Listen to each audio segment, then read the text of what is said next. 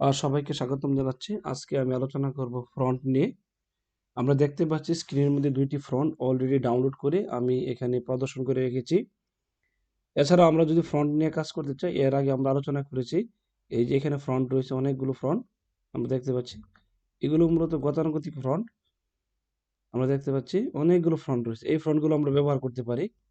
এছাড়াও এর বাইরে যদি আমরা অন্য কোনো ফ্রন্ট ব্যবহার করতে চাই, সেটা কিভাবে ব্যবহার করব, কোথায় থেকে নিয়ে আসব, এই পুরো প্রসেসটি আজকে এই ভিডিওর মধ্যে আলোচনা করছি।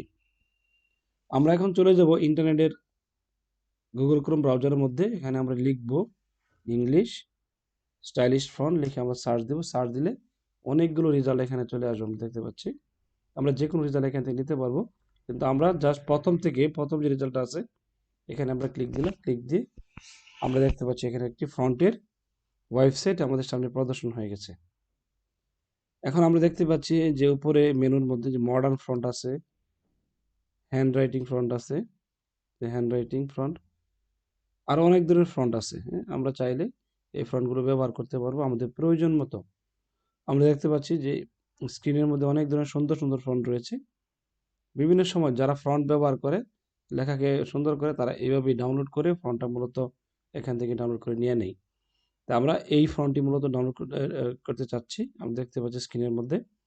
ডাউনলোড করার জন্য আমরা এখানে এই ডাউনলোড বাটনে ক্লিক দেব। ক্লিক দিলেই এই পুরোটাই ডাউনলোড হয়ে যাবে। ডাউনলোড হয়ে যাওয়ার পর আমরা এই ডাউনলোড শেষ হওয়ার পর আমরা এখান থেকে ওপেন করব। ওপেন করে জাস্ট ইনস্টল করব। আমরা এখানে ক্লিক দেব। এখন দেখতে পাচ্ছি এখানে ফ্রন্ট রয়েছে, এই যেখানে আমরা জাস্ট আবার ক্লিক দেব। ক্লিক দিয়ে ইনস্টলে ক্লিক দিলাম।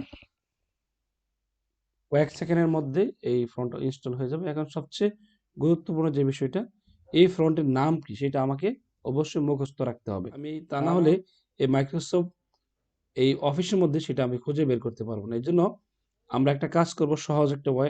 এটাকে আমরা এখানে কপি করব, এই নামটাকে কপি করব। কপি করে কন্ট্রোল-সি দিয়ে আমরা চলে যাবো এখন মাইক্রোসফট ওয়ার্ডের স্ক্রিনে। আমরা এই লেখাটাকে সিলেক্ট করলাম। সিলেক্ট করে আমরা এখন এই যে ফ্রন্টে ক্লিক দেব। ক্লিক দিয়ে আমরা কন্ট্রোল-ভি পেস্ট করব। পেস্ট করে আমরা এন্টার দেব। আমরা দেখতে পাচ্ছি খুবই চমৎকারভাবে আমি যে ফ্রন্টটি এখান থেকে ডাউনলোড করেছিলাম, সেই ফ্রন্টটি এখানে ডাউনলোড হয়ে গেছে। আমরা যদি চাই যে আরেকটি ফ্রন্ট এখান থেকে ডাউনলোড করব, আমরা যদি অন্য একটি পেজে চলে যাই, আমরা 69 নম্বর পেজে চলে গেলাম। এখান থেকে আমার আরও ইচ্ছা মতো আরেকটা ফ্রন্ট আমি ডাউনলোড করে দেখাই।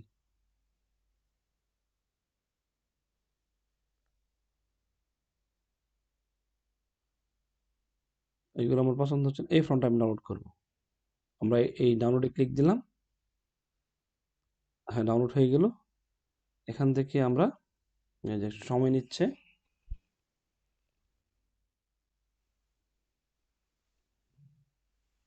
ওকে, ডাউনলোড শেষ। এখন আমরা এটাকে ওপেন করব। ওপেন করে এখানে ডাবল ক্লিক দেবো। ক্লিক দিয়ে ইনস্টল করবো। এই যে দেখতে পাচ্ছি ফ্রন্টের নাম, এখানে আমরা জাস্ট ক্লিক দেবো। ক্লিক দিয়ে ইনস্টল। কয়েক সেকেন্ডের মধ্যে এই ফ্রন্টটা এখানে ইনস্টল হয়ে যাবে। ওকে, ইনস্টল শেষ। এখন আবার বলছি যে ফ্রন্টের নামটা খুব জরুরি। এই ফ্রন্টের নাম যদি আমি না জানি, তাহলে আমি এই মাইক্রোসফট ওয়ার্ডে খুঁজে পাবো না। এই জন্য আমি এটাকে কপি করলাম কন্ট্রোল-সি দিয়ে। আবার চলে যাবো মাইক্রোসফট ওয়ার্ডে। ওয়ার্ড থেকে এই লেখাটাকে আবার সিলেক্ট করব। সিলেক্ট করে আমরা জাস্ট এই ফ্রন্টে চলে যাব। ফ্রন্ট থেকে কন্ট্রোল-ভি দিয়ে পেস্ট করব। পেস্ট করে এন্টার। এখন দেখতে পাচ্ছি এখানে আমার চেঞ্জ হয়ে গেছে। এইভাবে আমরা আমাদের প্রয়োজন মতো যে কোনো ফ্রন্ট আমরা অনলাইন থেকে ডাউনলোড করে এইভাবে আমরা মাইক্রোসফট ওয়ার্ডের মধ্যে নিয়ে আসতে পারবো। আশা করি আপনারা এই ভিডিও দেখে সবাই উপকৃত হয়েছেন।